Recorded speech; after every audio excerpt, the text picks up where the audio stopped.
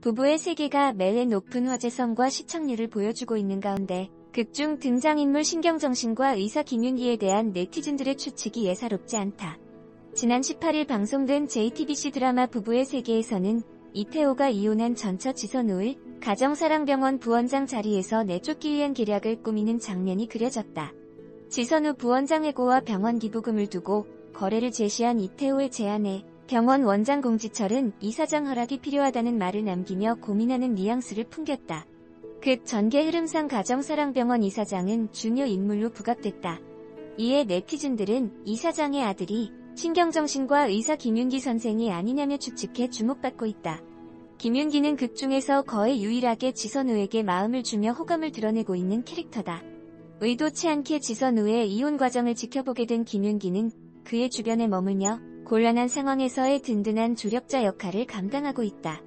부부의 세계 8회 줄거리 지선우에게 시작된 의문의 테러. 지선우의 집에 갑자기 누군가가 돌을 던지는 바람에 경찰이 출동한다. 지선우의 집에서 나온 의문의 검은 옷을 입은 정체 모를 사람이 고일임의 눈에 포착된다.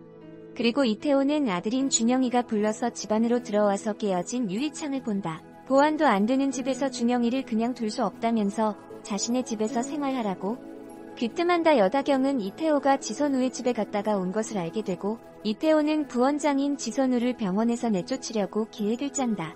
여우의 모임이 있는 날 식사가 끝나고 이태호가 마련한 선물을 권하는데 고일임은 식사만 대접하면 되었지 너무 과하지 않냐면서 그냥 가버리고 나머지 멤버들도 호의를 거절한다.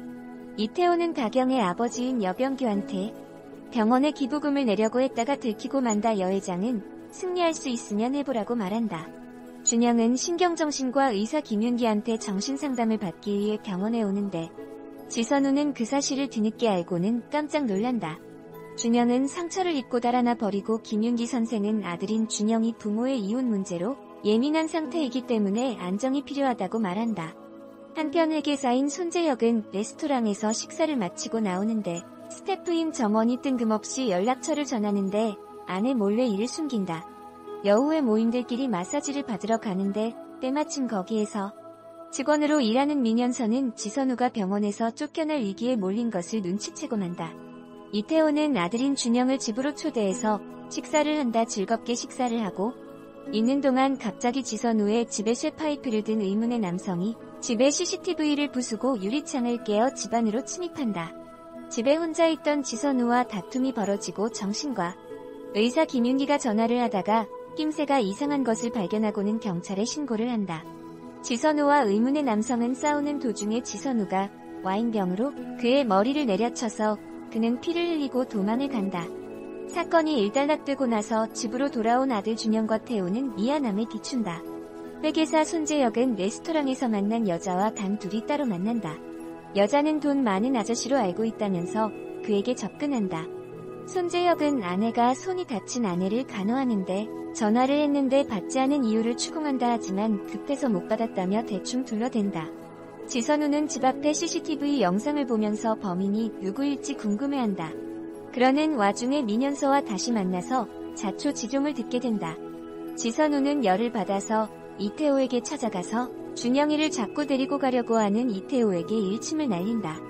손재혁은 레스토랑 여자와 모텔에 가고 안에서 씻는 동안 집에서 건 전화가 울리고 그녀는 명품백을 선물 받았다. 지선우에게 여다경은 찾아와서 서로 싸우지 않고 잘 지내기로 했으면서 왜 이렇게 힘들게 하냐고 묻자 지선우는 너도 내 꼴 날 수 있으니 조심하라고 말한다. 이태호는 어두컴컴한 외진 장소에서 지선우의 집에서 흉기를 휘두른 남성과 접촉하는데 그는 다름 아닌 박인규로 밝혀진다. 감옥에서 출소한 지 얼마 안 되어서 범행을 저지른 것이었다. 지선우는 고산 여우의 최 회장의 아내에게 접근해서 든든한 백을 형성하고 고산 여우의 모임이 있는 날 등장하여 회원으로 가입하고 싶다고 의사를 묻자 과반수로 결정하기로 하는데 갑자기 여다경이 찬성으로 손을 들면서 앞으로 어떤 반전이 생길지 기대감을 모으면서 끝났다. 보면 볼수록 더욱 막장 드라마로 흘러가고 있는 분위기라서 종잡을 수가 없네요. 손재혁은 이미 지선우와 한 번 바람을 핀 적이 있는데 몇 년이 흐른 후에 또 피는 모습을 보이네요.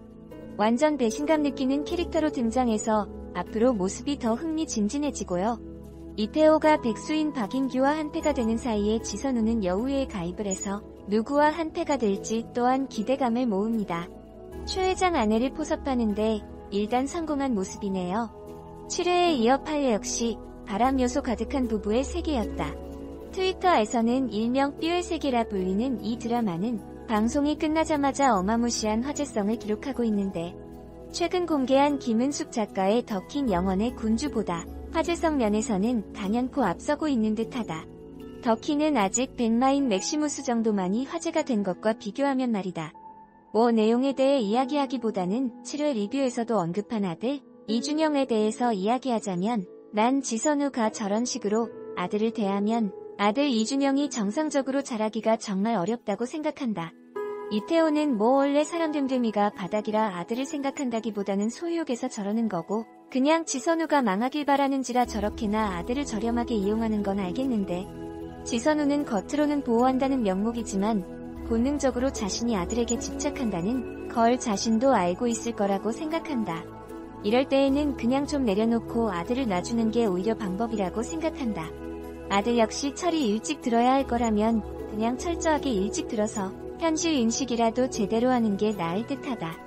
이태호가 지금이야 여다경한테 잘하니깐 여다경 역시 겉으로는 아들 이준영한테 나긋나긋하지만 여다경이 이태호의 본심을 아는 순간 아들 이준영에게 어떻게 대할지는 불보듯 뻔하지 않은가. 어차피 세상살이 녹록지 않고 그래도 자신에게는 능력 있고 자신을 사랑하는 엄마 지선우가 있다는 걸 인식하는 게 앞으로 더 나을지도 모르겠다. 어차피 알아야 될 현실이라면 일찍 안다고 나쁠 건 없지 않나.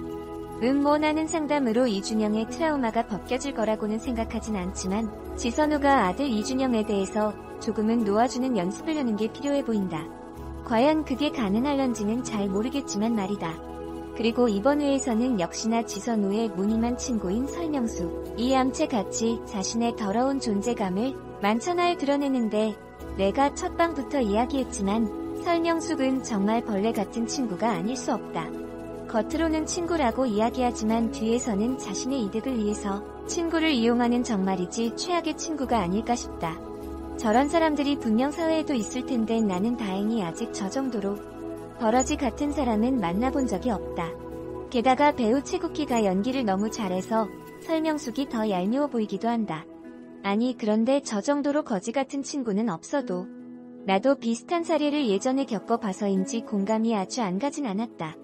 원래 친구라는 건 힘들 때 위로해주는 사람보다는 내가 잘 나갈 때 진정으로 기뻐해주는 사람이라던데 그게 진짜 맞는 말 같았다고 할까?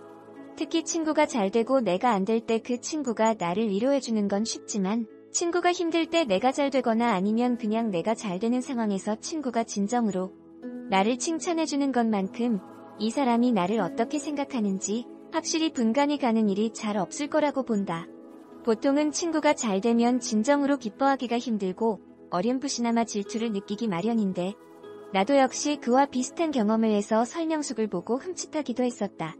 그런데 설명숙은 머리도 그닥 안 좋은 데다가 깡도 없고 간신배 같은 이미지가 있어서 결국은 안 되긴 하겠지만 현실에서 저런 친구 만나면 뚝배기를 깨야 하는데 같은 직장 동료가 아니라면 그냥 아예 연을 끊어버리는 게 방법인 것도 같다.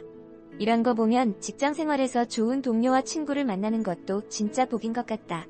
그래도 설명숙 같은 벌레 같은 친구만 있는 게 아니라 오유림이나 최 회장, 아내가 지선우의 든든한 지원군이 될 것으로 보이면서 이야기가 더 흥미로운 방향으로 흐를 것이라 본다. 물론 이야기를 더 재미있게 하는 건 이태호의 뻘짓거리이긴 한데 논란이 된 박인규의 범죄자 시점 폭력신은 내가 봐도 좀 불쾌해 보이긴 했다. 너무 리얼해서 저런 식으로 폭력을 당한 사람들은 보면서 경기를 일으키지 않을까 싶다. 내가 이 드라마에 대해서 연출력이 좋다고 몇 번 칭찬을 했는데 저 아이디어를 누가 냈는지는 모르지만 조금 과하고 불쾌하다고 느껴지기까지 해서 다시는 저런 식의 연출을 하지 말았으면 좋겠다. 아무리 범죄 드라마가 판을 치는 미국도 저런 식으로 범죄자 시점으로 카메라를 가져가서 움직이지는 않는다. 이 드라마는 특히나 여성들이 많이 보고 우리나라는 여성들이 한남들의 무자비한 폭력에 자주 노출되어 있는데 저런 식으로 카메라 워킹을 한다는 거 자체가 진짜 생각이 없는 것 같아서 이 부분은 제작진들도 질타를 받아들이고 사과 자막을 다음 9회 시작 전에 내보냈으면 좋겠다. 방통위에서도 엄한 벌을 내렸으면 지선우가 갑자기 여우회에 들어가며 본격적으로 이태호와 싸울 태세를 갖춘 채로 구회가 시작될 것 같아서 너무 기대된다. 게다가 여다경 역시 이태호에 의해서 비참한 최후를 맞이할 것 같은데 그나저나 한소희는 예쁘기도 한데 연기도 잘해서 이번 드라마 끝나고 제일 떡상하는 배우가 되지 않을까 싶다. 그리고 요즘 심은우도 관심이 가고 폭력남 박인규 역을 맡은 배우 이학주도 관심이 간다. 연기를 너무 잘하는 데다가 초기에 저런 역을 맡아서 좀 무섭긴 한데 기럭지도 괜찮고 마스크도 괜찮아서 이 드라마 이후 종종 모습을 보게 될 것 같다. 알고 보니 독립영화계에서 강동원이라 불릴 정도로 인지도가 높다고 하던데 난 독립영화를 안 보는지라 이 드라마에서 처음 보긴 했다.